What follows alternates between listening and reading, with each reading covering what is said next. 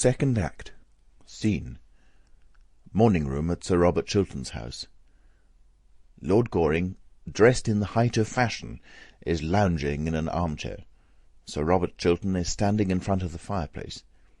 He is evidently in a state of great mental excitement and distress. As the scene progresses, he paces nervously up and down the room. My dear Robert, it is a very awkward business, very awkward indeed. You should have told your wife the whole thing. Secrets from other people's wives are a necessary luxury in modern life. So, at least, I am told at the club by people who are bold enough to know better. But no man should have a secret from his own wife. She invariably finds it out. Women have a wonderful instinct about things. They can discover everything except the obvious. Arthur, I couldn't tell my wife. When could I have told her? Not last night. It would have made a lifelong separation between us, and I would have lost the love of the one woman in the world I worship, of the only woman who has ever stirred love within me. Last night it would have been quite impossible. She would have turned from me in horror and in contempt. Is Lady Chiltern as perfect as all that? Yes, my wife is as perfect as all that. Taking off his left-hand glove. What a pity. Oh, I beg your pardon, my dear fellow. I didn't quite mean that. But if what you tell me is true, I should like to have a serious talk about life with Lady Chiltern. It would be quite useless. May I try? Yes, but nothing could make her alter her views. Well, at the worst, it would simply be a psychological experiment. All such experiments are terribly dangerous. Everything is dangerous, my dear fellow. If it wasn't so, life wouldn't be worth living. Well, I'm bound to say that I think you should have told her years ago. When? When we were engaged? Do you think she would have married me if she'd known that the origin of my fortune is such as it is, the basis of my career such as it is, and that I had done a thing that I suppose most men would call shameful and dishonourable? Slowly. Yes, most men would call it ugly names. There is no doubt of that. Bitterly. Men who every day do something of the same kind themselves. Men who, each one of them, have worse secrets in their own lives. That is the reason they are so pleased to find out other people's secrets. It distracts public attention from their own. And, after all, whom did I wrong by what I did? No one. Looking at him steadily. Except yourself, Robert. After a pause. Of course, I had private information about a certain transaction contemplated by the government of the day, and I acted on it. Private information is practically the source of every large modern fortune. Tapping his boot with his cane. And public scandal invariably the result. Pacing up and down the room. Arthur, do you think that what I did nearly 18 years ago should be brought up against me now? Do you think it fair that a man's whole career should be ruined for a fault done in one's boyhood almost? I was 22 at the time, and I had the double misfortune of being well born and poor, two unforgivable things nowadays. Is it fair that the folly, the sin of one's youth, if men choose to call it a sin, should wreck a life like mine, should place me in the pillory, should shatter all that I have worked for, all that I have built up? Is it fair, Arthur? Life is never fair, Robert, and perhaps it is a good thing for most of us that it is not. Every man of ambition has to fight his century with its own weapons. What this century worships is wealth. The god of this century is wealth. To succeed, one must have wealth. At all costs, one must have wealth. You underrate yourself, Robert. Believe me, without wealth you could have succeeded just as well. When I was old, perhaps. when I had lost my passion for power, or could not use it, when I was tired, worn out, disappointed. I wanted my success when I was young. Youth is the time for success. I couldn't wait. Well, you certainly have had your success while you are still young. No one in our day has had such a brilliant success. Under-Secretary for Foreign Affairs at the age of 40. That's good enough for anyone, I should think. And if it is all taken away from me now? If I lose everything over a horrible scandal? If I am hounded from public life? Robert, how could you have sold yourself for money? Excitedly. I did not sell myself for money. I bought success at a great price. That is all. Gravely. Yes, you certainly paid a great price for it. But what first made you think of doing such a thing? Baron Arnheim. Damned scoundrel. No, he was a man of a most subtle and refined intellect, a man of culture, charm, and distinction, one of the most intellectual men I ever met. Ah, I prefer a gentlemanly fool any day. There is more to be said for stupidity than people imagine. Personally, I have a great admiration for stupidity. It is a sort of fellow feeling, I suppose. But how did he do it? Tell me the whole thing. Throws himself into an armchair by the writing-table. One night, after dinner, at Lord Radley's, the Baron began talking about success in modern life, as something that one could reduce to an absolutely definite science. With that wonderfully fascinating quiet voice of his, he expounded to us the most terrible of all philosophies, the philosophy of power, preached to us the most marvellous of all gospels, the gospel of gold. I think he saw the effect he had produced on me, for some days afterwards he wrote and asked me to come and see him. He was living then in Park Lane, in the house Lord Waltham has now. I remember so well now.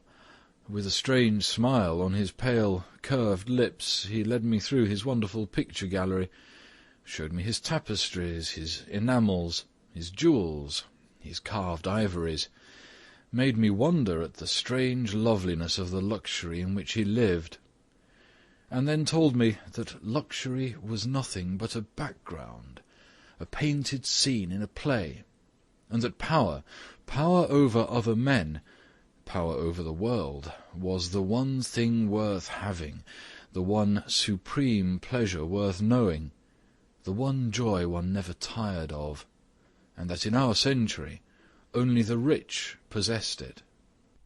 With great deliberation. A thoroughly shallow creed. Rising. I didn't think so then. I don't think so now. Wealth has given me enormous power. It gave me at the very outset of my life freedom, and freedom is everything. You have never been poor, and never known what ambition is. You cannot understand what a wonderful chance the Baron gave me, such a chance as few men get. Fortunately for them, if one is to judge by results. But tell me, definitely, how did the Baron finally persuade you to do what you did? When I was going away, he said to me that if I ever could give him any private information of real value, he would make me a very rich man. I was dazed at the prospect he held out to me, and my ambition and my desire for power were at that time boundless. 6 weeks later, certain private documents passed through my hands. Keeping his eyes steadily fixed on the carpet. State documents? Yes. Lord Goring sighs, then passing his hand across his forehead, looks up. I had no idea that you, of all men in the world, could have been so weak, Robert, as to yield to such a temptation as Baron Arnheim held out to you. Weak? Oh, I am sick of hearing that phrase, sick of using it about others. Weak? Do you really think, Arthur, that it is weakness that yields to temptation? I tell you that there are terrible temptations that it requires strength strength and courage to yield to stake all one's life on a single moment, to risk everything on one throw, whether the stake be power or pleasure, I care not. There is no weakness in that. There is a horrible, a terrible courage. I had that courage. I sat down the same afternoon and wrote Baron Arnheim the letter this woman now holds. He made 750,000 over the transaction. And you? I received from the Baron £110,000. You were worth more, Robert. No, that money gave me exactly what I wanted, power over others. I went into the house immediately. The Baron advised me in finance from time to time. Before 5 years I had almost trebled my fortune. Since then, everything that I have touched has turned out a success. In all things connected with money, I have had a luck so extraordinary that sometimes it has made me almost afraid. I remember having read somewhere, in some strange book, that when the gods wish to punish us, they answer our prayers. But tell me, Robert, did you never suffer any regret for what you had done? No. I felt that I had fought the century with its own weapons, and won. Sadly. You thought you had won? I thought so. After a long pause. Arthur, do you despise me for what I've told you? With deep feeling in his voice. I am very sorry for you, Robert. Very sorry indeed. I don't say that I suffered any remorse. I didn't. Not remorse in the ordinary, rather silly sense of the word, but I have paid conscience money many times. I had a wild hope that I might disarm destiny.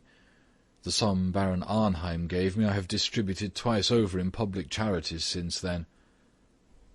Looking up. In public charities? Dear me, what a lot of harm you must have done, Robert. Oh, don't say that, Arthur. Don't talk like that.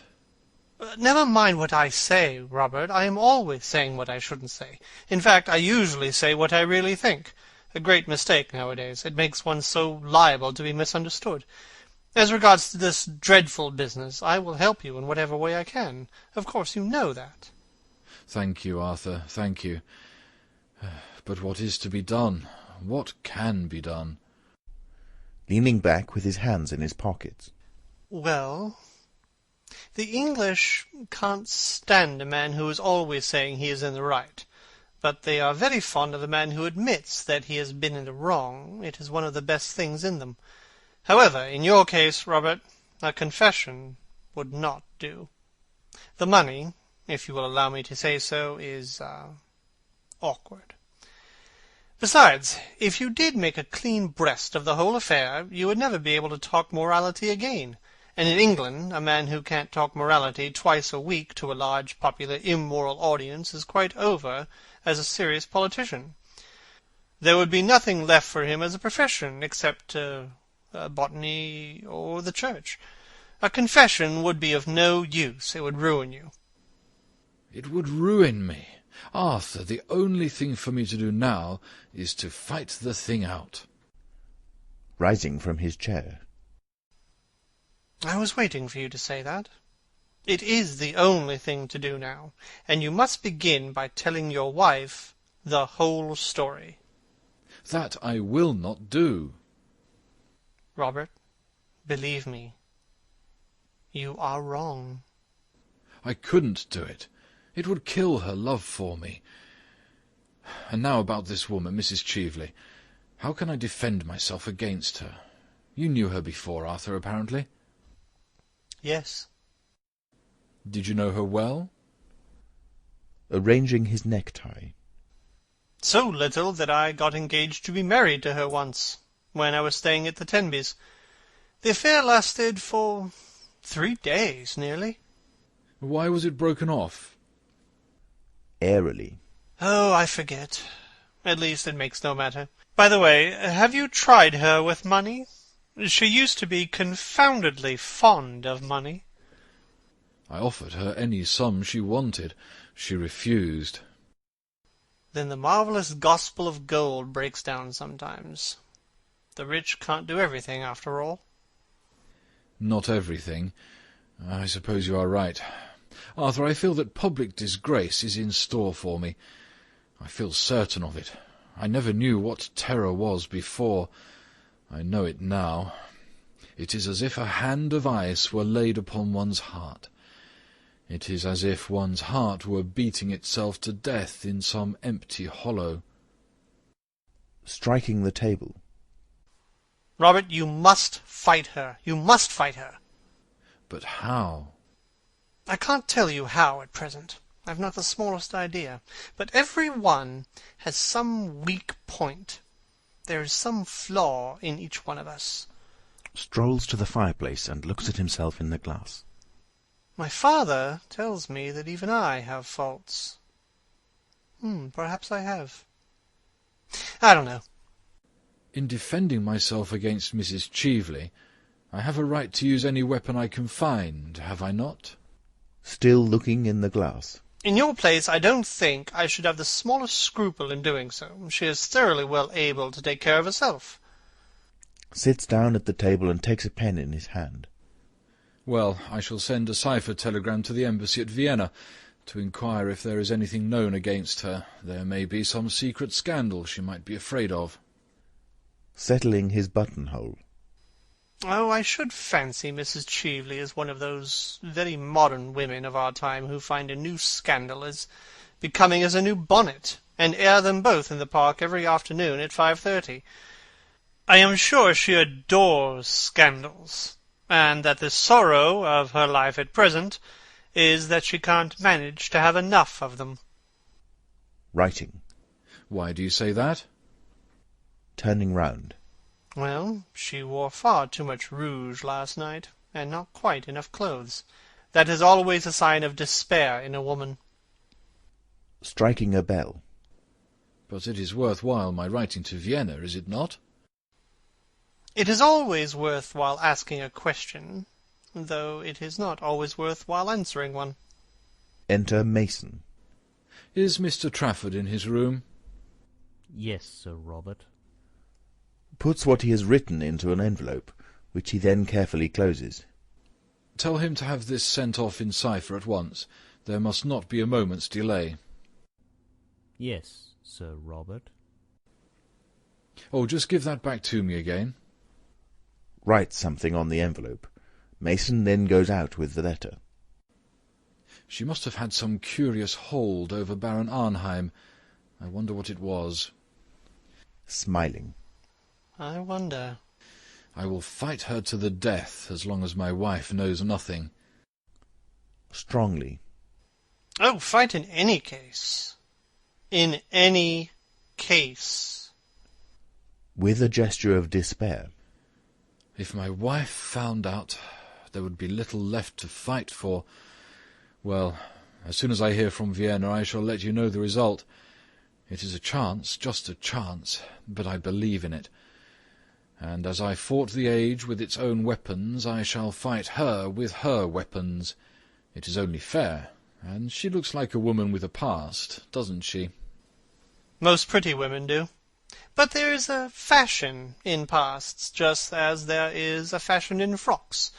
Perhaps Mrs. Cheveley's past is merely a slightly décolleté one, and they are excessively popular nowadays.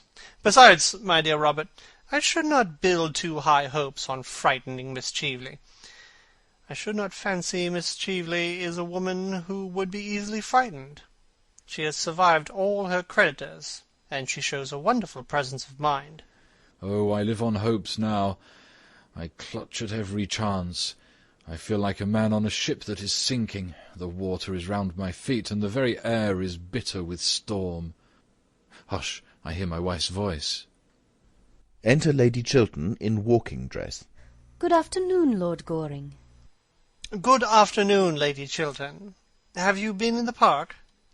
No, I have just come from the Women's Liberal Association, where, by the way, Robert, your name was received with loud applause. And now I have come in to have my tea. To Lord Goring. You will wait and have some tea, won't you? I'll wait for a short time, thanks. I will be back in a moment. I am only going to take my hat off. In his most earnest manner. Oh, please don't. It is so pretty. One of the prettiest hats I ever saw. I hope the Women's Liberal Association received it with loud applause. With a smile. We have much more important work to do than look at each other's bonnets, Lord Goring. Really? What sort of work? Oh, dull, useful, delightful things. Factory Acts, female inspectors, the 8 Hours Bill, the parliamentary franchise, everything, in fact, that you would find thoroughly uninteresting. And never bonnets? With mock indignation. Never bonnets. Never. Lady Chiltern goes out through the door leading to her boudoir. Takes Lord Goring's hand. You have been a good friend to me, Arthur, a thoroughly good friend. I don't know that I have been able to do much for you, Robert, as yet. In fact, I have not been able to do anything for you, as far as I can see. I am thoroughly disappointed with myself. You have enabled me to tell the truth. That is something. The truth has always stifled me. Huh. The truth is a thing I get rid of as soon as possible. Bad habit, by the way. Makes one very unpopular at the club, with the older members. They call it being conceited. Perhaps it is. I would to God that I'd been able to tell the truth, to live the truth. Ah, that is the greatest thing in life, to live the truth. Sighs and goes towards the door. I'll see you soon again, Arthur, shan't I? Certainly, whenever you like. I'm going to look in at the bachelor's ball tonight, unless I find something better to do, but I'll come round tomorrow morning. If you should want me tonight by any chance, send round a note to Curzon Street. Thank you. As he reaches the door, Lady Chiltern enters from her boudoir. You are not going, Robert? I have some letters to write, dear. Going to him. You work too hard, Robert. You seem never to think of yourself, and you are looking so tired. It is nothing, dear, nothing. He kisses her and goes out. To Lord Goring. Do sit down. I am so glad you have called. I wanted to talk to you about...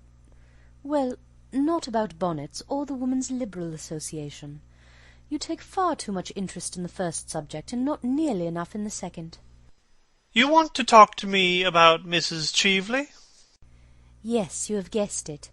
After you left last night, I found out that what she had said was really true. Of course, I made Robert write her a letter at once withdrawing his promise. So he gave me to understand.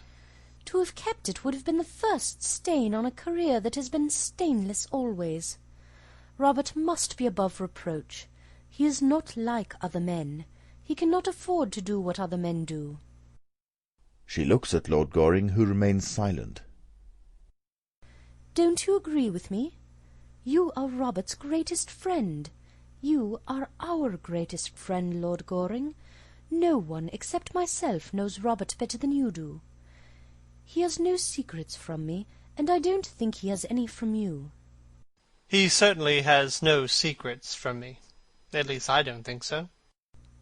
Then am I not right in my estimate of him? I know I am right, but speak to me frankly. Looking straight at her. Quite frankly. Surely you have nothing to conceal, have you? Nothing. But, my dear Lady Chiltern, I think, if you will allow me to say so, that in practical life... Smiling. Of which you know so little, Lord Goring. Of which I know nothing by experience, though I know something by observation. I think that in practical life there is something about success, actual success, that is a little unscrupulous. Something about ambition that is unscrupulous always. Once a man has set his heart and soul on getting to a certain point, if he has to climb the crag, he climbs the crag. If he has to walk in the mire... Well? He walks in the mire. Of course, I'm only talking generally about life. Gravely. I hope so. Why do you look at me so strangely, Lord Goring? Lady Chiltern, I have sometimes thought that perhaps you are a little hard in some of your views on life. I think that often you don't make sufficient allowances. In every nature there are elements of weakness, or worse than weakness. Supposing, for instance, that any public man, my father, or Lord Merton, or Robert, say, had years ago written some foolish letter to someone. What do you mean by a foolish letter? A letter gravely compromising one's position. I'm only putting an imaginary case. Robert is as incapable of doing a foolish thing as he is of doing a wrong thing. After a long pause. Nobody is incapable of doing a foolish thing. Nobody's incapable of doing a wrong thing. Are you a pessimist? What will the other dandies say? They will all have to go into mourning. Rising. No, Lady Chiltern, I am not a pessimist. Indeed, I am not sure that I quite know what pessimism really means.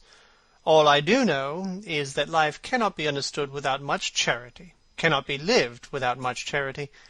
It is love, and not German philosophy, that is the true explanation of this world, whatever may be the explanation of the next. And if you are ever in trouble, Lady Chiltern, trust me absolutely, and I will help you in every way I can. If you ever want me, come to me for my assistance, and you shall have it. Come at once to me. Looking at him in surprise. Lord Goring, you are talking quite seriously. I don't think I ever heard you talk seriously before. Laughing. You must excuse me, Lady Chiltern. It won't occur again, if I can help it. But I like you to be serious. Enter Mabel Chiltern in the most ravishing frock. Dear Gertrude, don't say such a dreadful thing to Lord Goring. Seriousness would be very unbecoming to him.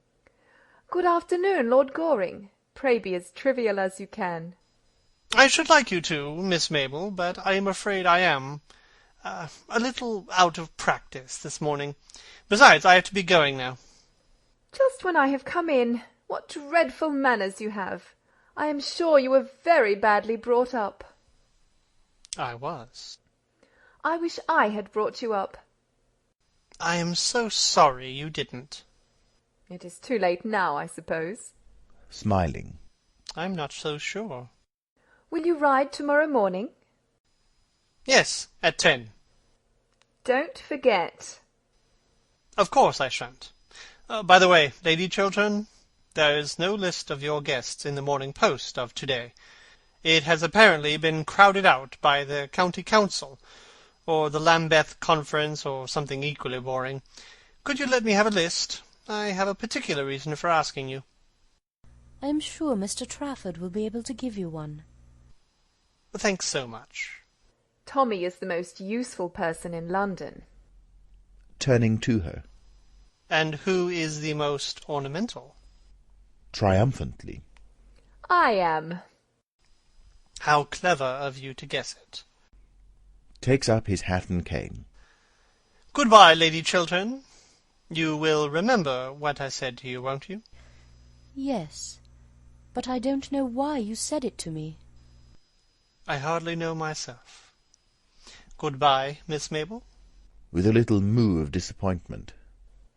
I wish you were not going. I have had 4 wonderful adventures this morning. 4.5, in fact.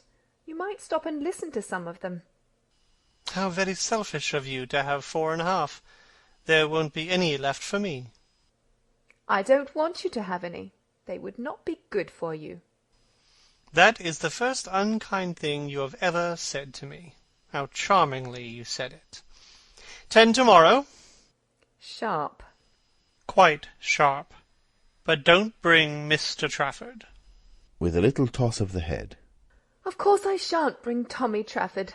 Tommy Trafford is in great disgrace. I am delighted to hear it. Bows and goes out. Gertrude, I wish you would speak to Tommy Trafford. What has poor Mr. Trafford done this time? Robert says he is the best secretary he's ever had. Well, Tommy has proposed to me again. Tommy really does nothing but propose to me. He proposed to me last night in the music-room when I was quite unprotected, as there was an elaborate trio going on. I didn't dare to make the smallest repartee, I need hardly tell you. If I had, it would have stopped the music at once. Musical people are so absurdly unreasonable. They always want one to be perfectly dumb at the very moment when one is longing to be absolutely deaf. Then he proposed to me in broad daylight this morning, in front of that dreadful statue of Achilles. Really, the things that go on in front of that work of art are quite appalling. The police should interfere. At luncheon I saw by the glare in his eye that he was going to propose again, and I just managed to check him in time by assuring him that I was a bimetallist. Fortunately, I don't know what bimetallism means, and I don't believe anybody else does either, but the observation crushed Tommy for 10 minutes. He looked quite shocked. And then Tommy is so annoying in the way he proposes. If he proposed at the top of his voice, I should not mind it so much. That might produce some effect on the public. But he does it in a horrid confidential way. When Tommy wants to be romantic, he talks to one just like a doctor. I'm very fond of Tommy, but his methods of proposing are quite out of date. I wish, Gertrude, you would speak to him, and tell him that once a week is quite often enough to propose to anyone, and that it should always be done in a manner that attracts some attention. Dear Mabel, don't talk like that. Besides, Robert thinks very highly of Mr. Trafford. He believes he has a brilliant future before him. Oh, I wouldn't marry a man with a future before him for anything under the sun. Mabel! I know, dear. You married a man with a future, didn't you? But Robert was a genius, and you have a noble, self-sacrificing character. You can stand geniuses. I have no character at all, and Robert is the only genius I could ever bear. As a rule, I think they are quite impossible. Geniuses talk so much, don't they? Such a bad habit. And they are always thinking about themselves, when I want them to be thinking about me. I must go round now and rehearse at Lady Basildon's. You remember we are having tableaux, don't you? The triumph of something, I don't know what. I hope it will be a triumph of me. Only triumph I am really interested in at present. Kisses Lady Chiltern and goes out, then comes running back. Oh, Gertrude, do you know who is coming to see you? That dreadful Mrs. Cheveley in a most lovely gown. Did you ask her? Rising. Mrs. Cheveley? Coming to see me? Impossible. I assure you she is coming upstairs, as large as life and not nearly so natural. You need not wait, Mabel. Remember, Lady Basildon is expecting you. Oh, I must shake hands with Lady Markby. She is delightful. I love being scolded by her. Enter Mason. Lady Markby, Mrs. Cheveley. Enter Lady Markby and Mrs. Cheveley, advancing to meet them. Dear Lady Markby, how nice of you to come and see me. Shakes hands with her and bows somewhat distantly to Mrs. Cheveley. Won't you sit down, Mrs. Cheveley? Thanks. Isn't that Miss Chiltern? I should like so much to know her. Mabel, Mrs. Cheveley wishes to know you. Mabel Chiltern gives a little nod. Sitting down. I thought your frock so charming last night, Miss Chiltern. So simple and suitable. Really? I must tell my dressmaker. It will be such a surprise to her. Goodbye, Lady Markby. Going already? I am so sorry, but I am obliged to. I am just off to rehearsal. I have got to stand on my head in some tableau. On your head, child? Oh, I hope not. I believe it is most unhealthy. Takes a seat on the sofa next to Lady Chiltern. But it is for an excellent charity, in aid of the undeserving, the only people I am really interested in. I am the secretary, and Tommy Trafford is treasurer. And what is Lord Goring? Oh, Lord Goring is president. The post should suit him admirably, unless he has deteriorated since I knew him first. Reflecting. You are remarkably modern, Mabel. A little too modern, perhaps. Nothing is so dangerous as being too modern. One is apt to grow old-fashioned quite suddenly. I have known many instances of it. What a dreadful prospect! Ah, my dear, you need not be nervous. You will always be as pretty as possible. That is the best fashion there is, and the only fashion that England succeeds in setting. With a curtsy. Thank you so much, Lady Markby, for England and myself. Goes out. Turning to Lady Chiltern. Dear Gertrude, we just called to know if Mrs. Cheveley's diamond brooch has been found. Here? Yes, I missed it when I got back to Claridge's, and I thought I might possibly have dropped it here. I have heard nothing about it, but I will send for the butler and ask. Touches the bell. Oh, pray don't trouble, Lady Chiltern. I dare say I lost it at the opera before we came on here. Ah, yes, I suppose it must have been at the opera. The fact is, we all scramble and jostle so much nowadays that I wonder we have anything at all left on us at the end of an evening. I know myself that, when I am coming back from the drawing-room, I always feel as if I hadn't a shred on me, except a small shred of decent reputation, just enough to prevent the lower classes making painful observations through the windows of the carriage. The fact is that our society is terribly overpopulated. Really, someone should arrange a proper scheme of assisted emigration. It would do a great deal of good. I quite agree with you, Lady Markby. It is nearly 6 years since I have been in London for the season, and I must say society has become dreadfully mixed. One sees the oddest people everywhere. That is quite true, dear, but one needn't know them. I'm sure I don't know half the people who come to my house. Indeed, from all I hear, I shouldn't like to. Enter Mason. What sort of a brooch was it that you lost, Mrs. Cheveley? A diamond snake brooch with a ruby. A rather large ruby. I thought you said there was a sapphire on the head, dear? Smiling. No, Lady Markby, a ruby. Nodding her head.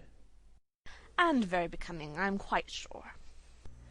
Has a ruby and diamond brooch been found in any of the rooms this morning, Mason? No, my lady.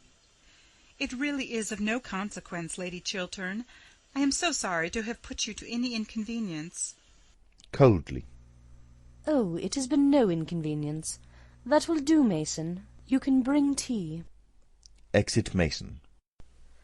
Well, I must say it is most annoying to lose anything. I remember once at Bath, years ago, losing in the pump-room an exceedingly handsome cameo bracelets that Sir John had given me. I don't think he has ever given me anything since, I am sorry to say. He is sadly degenerated. Really, this horrid House of Commons quite ruins our husbands for us. I think the Lower House by far the greatest blow to a happy married life that there has been since that terrible thing called the higher education of women was invented. Ah, it is heresy to say that in this house, Lady Markby. Robert is a great champion of the higher education of women, and so, I am afraid, am I. The higher education of men is what I should like to see. Men need it so sadly. They do, dear, but I am afraid such a scheme would be quite unpracticable. I don't think man has much capacity for development. He's got as far as he can, and that is not far, is it? With regard to women, well, dear Gertrude, you belong to the younger generation, and I am quite sure it is all right if you approve of it. In my time, of course, we were taught not to understand anything.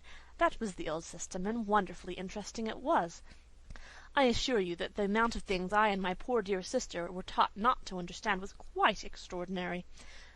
But modern women understand everything, I am told. Except their husbands. That is the one thing the modern woman never understands. And a very good thing too, dear, I dare say. It might break up many a happy home if they did. Not yours, I need hardly say, Gertrude. You have married a pattern husband. I wish I could say as much for myself, but since Sir John has taken to attending the debates regularly, which he never used to in the good old days, his language has become quite impossible. He always seems to think he is addressing the House, and consequently whenever he discusses the state of the agricultural labourer, or the Welsh Church, or something quite improper of that kind, I am obliged to send all the servants out of the room. Is it not unpleasant to see one's own butler, who has been with one for 23 years, actually blushing at the sideboard, and the footmen making contortions in corners like persons in circuses? I assure you, my life will be quite ruined unless they send Sir John at once to the Upper House. He won't take any interest in politics then, will he? The House of Lords is so sensible, an assembly of gentlemen. But in his present state Sir John is really a great trial. Why, this morning, before breakfast was half over, he stood up on the hearth-rug, put his hands in his pockets, and appealed to the country at the top of his voice. I left the table as soon as I had my second cup of tea, I need hardly say. But his violent language could be heard all over the house. I trust, Gertrude, that Sir Robert is not like that. But I am very much interested in politics, Lady Markby. I love to hear Robert talk about them. Well, I hope he is not as devoted to blue books as Sir John is. I don't think they can be quite improving reading for one. Languidly. I have never read a blue book. I prefer books in yellow covers. Genially unconscious. Yellow is a gayer colour, is it not? I used to wear yellow a good deal in my early days, and would do so now if Sir John was not so painfully personal in his observations, and a man on the question of dress is always ridiculous, is he not? Oh, no. I think men are the only authorities on dress. Really? One wouldn't say so from the sort of hats they wear, would one? The butler enters, followed by the footman. Tea is set on a small table close to Lady Chiltern. May I give you some tea, Mrs. Cheveley? Thanks. The butler hands Mrs. Cheveley a cup of tea on a salver. Some tea, Lady Markby? No thanks, dear. The servants go out. The fact is, I have promised to go round for 10 minutes to see poor Lady Brancaster, who is in very great trouble. Her daughter, quite a well-brought-up girl, too, has actually become engaged to be married to a curate in Shropshire. It is very sad indeed. I can't understand this modern mania for curates. In my time we girls saw them, of course, running around the place like rabbits. But we never took any notice of them, I need hardly say. But I am told that nowadays country society is quite honeycombed with them. I think it most irreligious. And then the eldest son has quarrelled with his father, and it is said that when they meet at the club Lord Brancaster always hides himself behind the money article in the Times. However, I believe it is quite a common occurrence nowadays, and that they have to take in extra copies of the Times at all the clubs in St. James's Street. There are so many sons who won't have anything to do with their fathers, and so many fathers who won't speak to their sons. I think myself it is very much to be regretted. So do I. Fathers have so much to learn from their sons nowadays. Really, dear, what? The art of living. The only fine art we have produced in modern times. Shaking her head. Ah, I am afraid Lord Brancaster knew a good deal about that, more than his poor wife ever did. Turning to Lady Chiltern. You know Lady Brancaster, don't you, dear? Just slightly. She was staying at Langton last autumn when we were there. Well, like all stout women, she looks the very picture of happiness, as no doubt you noticed. But there are many tragedies in her family besides this affair of the curate. Her own sister, Mrs. Jekyll, had a most unhappy life, through no fault of her own, I am sorry to say. She ultimately was so broken-hearted that she went into a convent, or on to the operatic stage, I forget which. No, I think it was decorative art needlework she took up. I know she had lost all sense of pleasure in life. Rising. And now, Gertrude, if you will allow me, I shall leave Mrs. Cheveley in your charge and call back for her in a quarter of an hour. Or perhaps, dear Mrs. Cheveley, you wouldn't mind waiting in the carriage while I am with Lady Brancaster? As I intend it to be a visit of condolence, I shan't stay long. Rising. I don't mind waiting in the carriage at all, provided there is somebody to look at one. Well, I hear the curate is always prowling about the house. I am afraid I am not fond of girl friends. Rising. "Oh, I hope Mrs. Cheveley will stay here a little.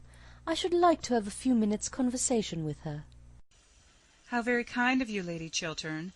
Believe me, nothing would give me greater pleasure. Ah, no doubt you both have many pleasant reminiscences of your schooldays to talk over together. Good-bye, dear Gertrude. Shall I see you at Lady Bonar's to-night? She discovered a wonderful new genius. He does nothing at all, I believe. That is a great comfort, is it not? Robert and I are dining at home by ourselves to-night, and I don't think I shall go anywhere afterwards.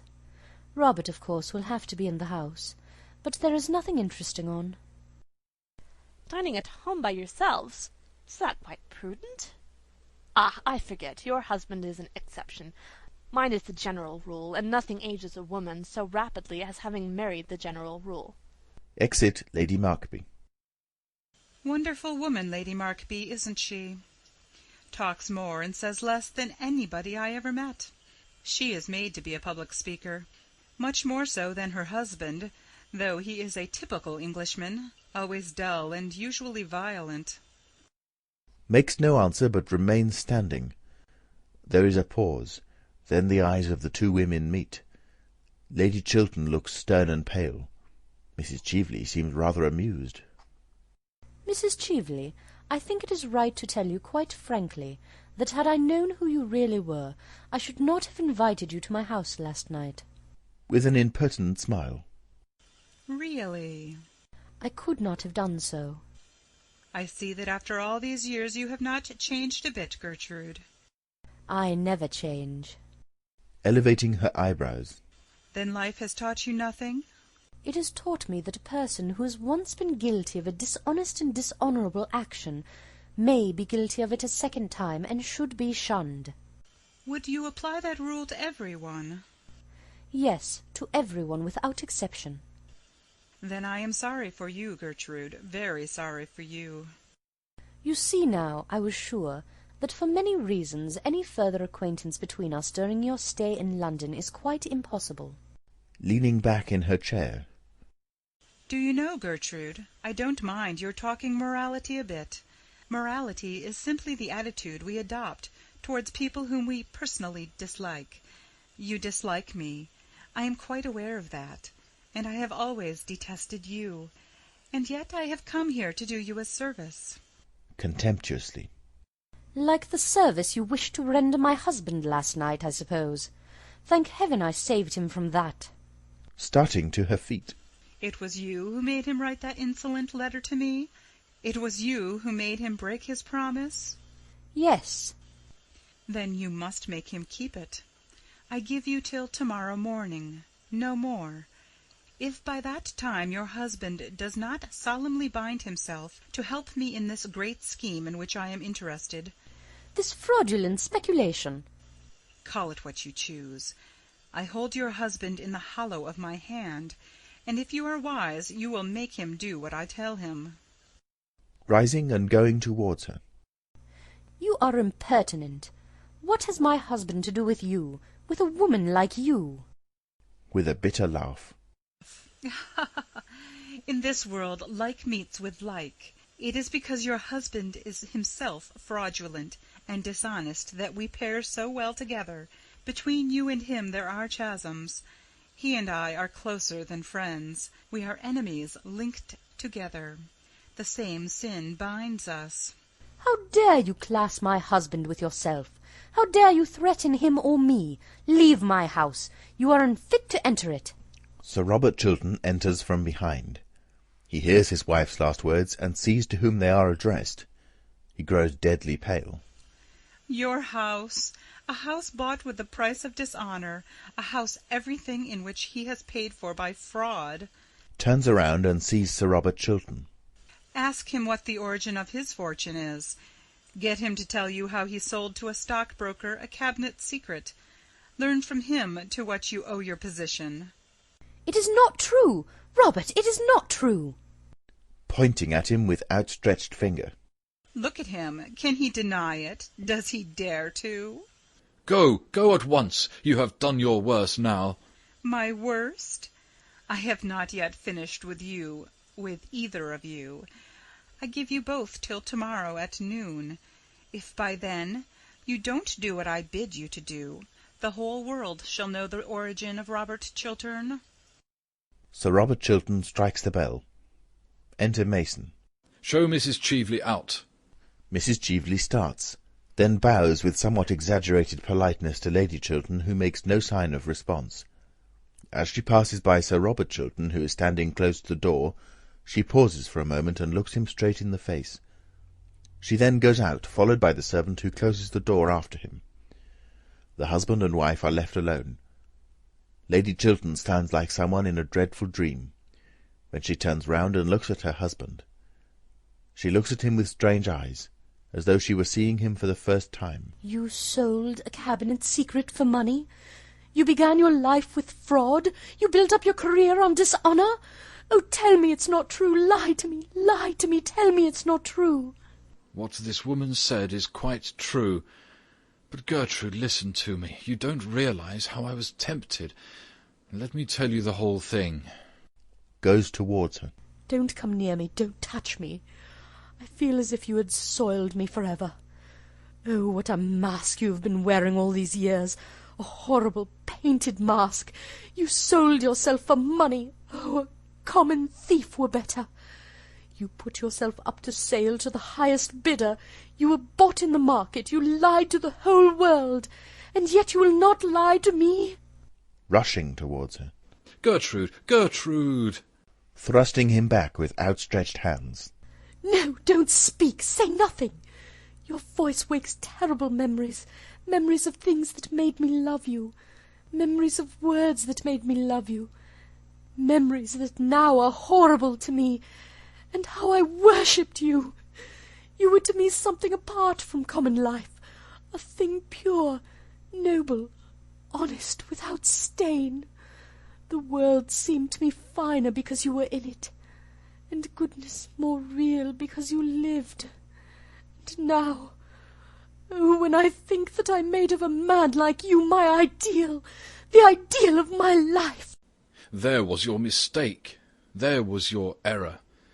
The error all women commit. Why can't you women love us, faults and all? Why do you place us on monstrous pedestals? We have all feet of clay, women as well as men. But when we men love women, we love them knowing their weaknesses, their follies, their imperfections, love them all the more, it may be, for that reason. It is not the perfect, but the imperfect who have need of love. It is when we are wounded by our own hands, or by the hands of others, that love should come to cure us. Else what use is love at all? All sins, except a sin against itself, love should forgive. All lives, save loveless lives, true love should pardon. A man's love is like that. It is wider, larger, more human than a woman's. Women think that they are making ideals of men. What they are making of us are false idols merely. You made your false idol of me, and I had not the courage to come down, show you my wounds, tell you my weaknesses. I was afraid that I might lose your love, as I have lost it now. And so, last night you ruined my life for me. Yes, ruined it. What this woman asked of me was nothing compared to what she offered to me. She offered security, peace, stability. The sin of my youth, that I had thought was buried, rose up in front of me, hideous, horrible, with its hands at my throat. I could have killed it forever, sent it back into its tomb, destroyed its record, burned the one witness against me. You prevented me. No one but you know it. And now what is there before me but public disgrace, ruin, terrible shame, the mockery of the world, a lonely, dishonoured life, a lonely, dishonoured death it may be some day. Let women make no more ideals of men. Let them not put them on altars and bow before them, or they may ruin other lives as completely as you whom I have so wildly loved, have ruined mine. He passes from the room, Lady Chiltern rushes towards him, but the door is closed when she reaches it. Pale with anguish, bewildered, helpless, she sways like a plant in the water. Her hands, outstretched, stem to tremble in the air like blossoms in the mind. Then she flings herself down beside a sofa and buries her face. Her sobs are like the sobs of a child. End of Act 2.